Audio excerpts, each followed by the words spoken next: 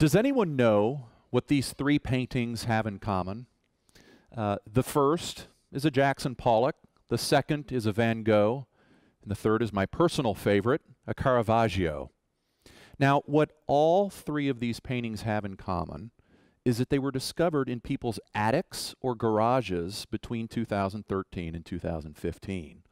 All were initially deemed worthless until somebody took the time to do two things. First, someone documented the attributes of the paintings, examining things like color, lighting, and shadow, so that appropriate comparisons could be made to other works. Second, someone researched property records to try to determine the provenance or chain of custody of the paintings. Who had owned them? How did they get to the attic or the garage where they were found? Suddenly, three paintings that literally had been destined for a garage sale had an estimated value of like $222 million. Now today, I'd like to take you on a different kind of treasure hunt, but one that similarly relies on unlocking the value of something by carefully documenting and understanding its attributes and provenance. What I'm about to share is probably the single largest untapped frontier for cost reduction and efficiency in most manufacturing supply chains today. And it doesn't matter whether we're talking about advanced electronic devices, airplanes, automobiles, engines, or washing machines. Now, take this part as an example. It's a turbine blade, one of hundreds that go into an engine, that goes into an aircraft. But wait a minute. There's more to the journey of this part than just that. Do you know what raw materials go into this part? It's made from a nickel-based superalloy. The nickel came from a mine in China. In the US, a vacuum induction melting process was performed in North Carolina before it was turned into an investment casting in Florida. A machine shop in Connecticut then machined it into a turbine blade that went into an engine in Ohio, which then shipped it to an aircraft assembly line in Everett, Washington, which, as we all know, sells airplanes that fly all over the world. You see, the journey of a part is complex, and it involves multiple tiers of supply, often spanning the globe. Now, while the journey of a part can seem quite complex and confusing, like the paintings that I told you about, once you understand part attributes and chain of custody, there's tremendous value to be unlocked. You can use that information about part attributes and provenance to drive 7 to 12% reductions in raw material cost, 40% reductions in cycle time. You can use it to monitor compliance with your sustainability and regulatory requirements. You can also use it to standardize the sizes and specifications of materials that go into your products. Now today, everyone is talking about the smart factory of the future. Industry 4.0 is what they call it, augmented reality, the Internet of Things, machine learning, blockchain. We've all heard the buzzwords. Well, here's a reality check. You can't have a smart factory or take advantage of things like artificial intelligence or blockchain if you don't have a smart supply chain. You see, I've been in your shoes. As a director in charge of supply chain at a global manufacturing company, I was frustrated by the lack of visibility that I had into my company's manufacturing supply chain. In fact, it was maddening. At the company where I worked, it wasn't that we did not have great strategic ideas. The problem was that the tactical demands of our jobs completely overwhelmed any time or energy we had to focus on strategic things. And the tools and IT systems we had to work with were woefully inadequate. My company's MO was to fix things with armies of people and what we called the mother of all spreadsheets. Maybe you can relate. It was a mess, and I just knew there had to be a better way. Now, eventually, I came to a career-defining conclusion. The key to a frictionless, closed-loop supply chain lies in understanding your parts and everything that goes into them. But how could I? My expertise with metals and plastics and electronics was superficial at best. What I know now that I didn't know then is that you don't have to be an expert if you have the right systems and processes in place. So how do you do that? Well, first, it's important to understand a little bit more about how we got here. Consider this. Virtually all manufacturing companies outsource a portion of the parts that they previously manufactured in-house. Typically, they've done that to save money or satisfy market localization requirements. Today, on average, 50 to 80% of the parts and assemblies that go into aerospace products are not manufactured by the original equipment manufacturer at the top of the food chain. In a way, Nissan doesn't make cars and Airbus doesn't make airplanes. And Whirlpool doesn't make washing machines. Their Tier 1 through Tier N suppliers do. Sure, the OEM designs and assembles the finished products, but the parts I say, are often turned, milled, drilled, bent, or stamped somewhere else, often halfway around the world. Same or similar materials are then purchased not collaboratively, but independently and often through distribution and in less than mill minimum quantities. Distributors in turn, well, they buy from whatever qualified mill source or component supplier they choose.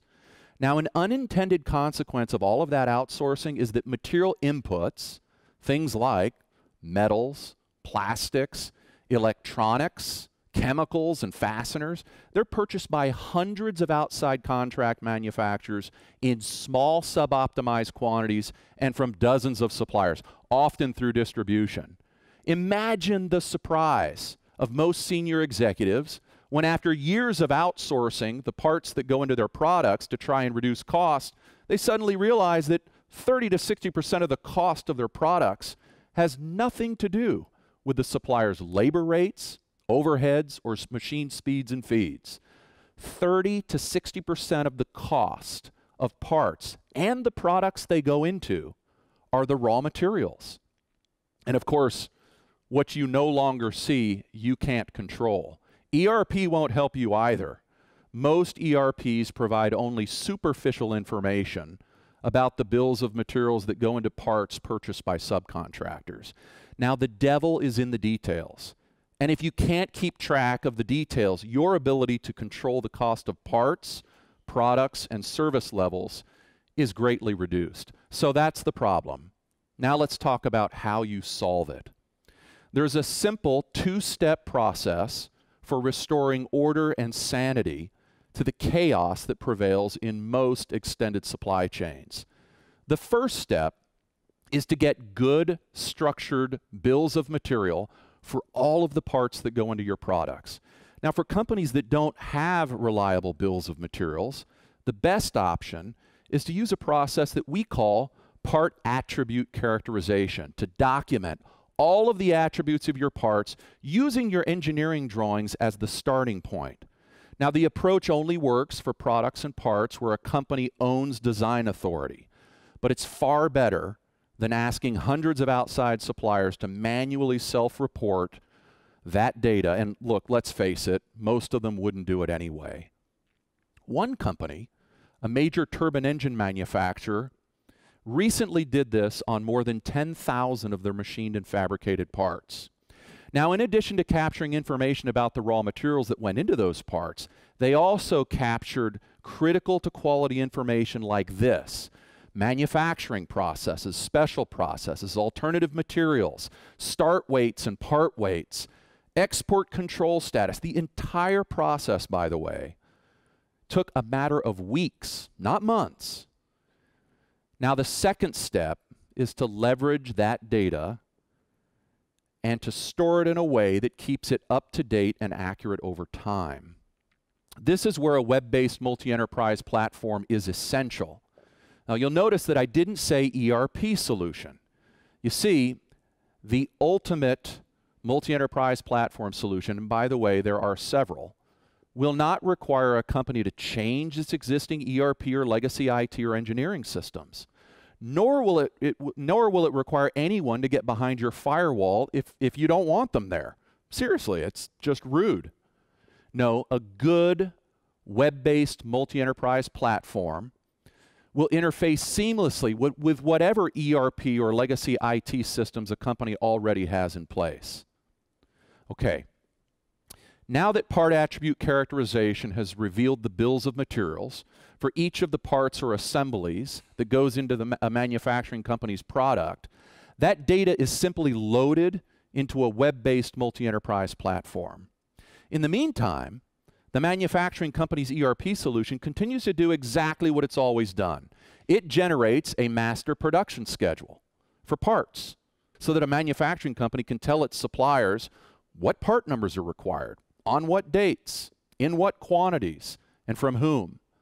The only difference is that a carbon copy of that master production schedule is simultaneously loaded into the multi-enterprise platform.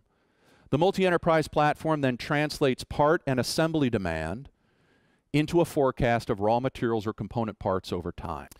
This information can then be shared with mills and distributors that the OEM has selected to furnish consolidated material requirements. That kind of information is the holy grail for a mill or a distributor. Today, they have no idea what forecasted, let alone actual demand is for material across a manufacturing company's extended supply chain. And that creates an enormous amount of risk and inefficiency for them and for the manufacturing company and for the outside suppliers. For that reason, manufacturing companies are increasingly adopting better technology solutions to enable what they call a directed buy program. This is where a large manufacturing company works collaboratively with its sub-tier suppliers to forecast and manage the timely purchase and supply of material. Mills and distributors then become true supply chain partners, anticipating and reacting to forecasted changes in demand weeks and months before they otherwise would.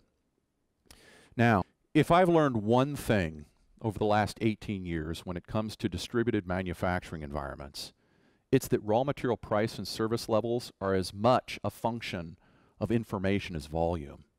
Now, what I mean by that is that while aggregate volume of raw material leveraged in the marketplace with a distributor, mill, or component supplier is an important factor in securing a preferential price, the quality, granularity, and accuracy of the demand signal that you furnish to all stakeholders is equally, if not more, important.